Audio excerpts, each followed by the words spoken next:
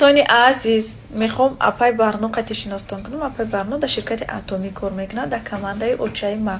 کسانی که میخواهند در کمانده اوچای ما، کمانده اپای برنو خوش شوند، پول کارکنی یاد گیرند، هر هفته روزای سه‌شنبه اویلی گیرند. اویلی که 100,000 روبل سر میشه. پس به خرید و فروش یگان چی نمیخرین نمیفروشین، نه که خانه داشتش تگی پول کار میکنید، ای خانه بیرون نبر اومدن، یک تلفن در کار اینترنت، دیپلم، سرتیفیکات، زبان روسی و ابشه در کار نیست. پس بعد کسانی که میخواهند حامله‌دار نیستن، حامله‌دار شدن میخواهند، یا که یگان کسلی خون، کسلی قند، واریکوز، پسوریاز دارن، در دارن خیم و خیم اونیورسال نه دارو نیست، ای تابلتکا تیار نمیشوه.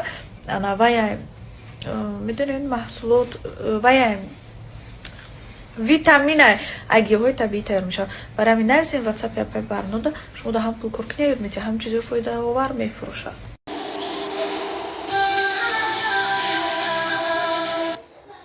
دل را به کف گرفتم و سؤالش کردم در عالم چه چیز را میپسندی؟ دل در جواب گفت عشق را که در زمین دو دل تولید شده با خانه بنیاد کند.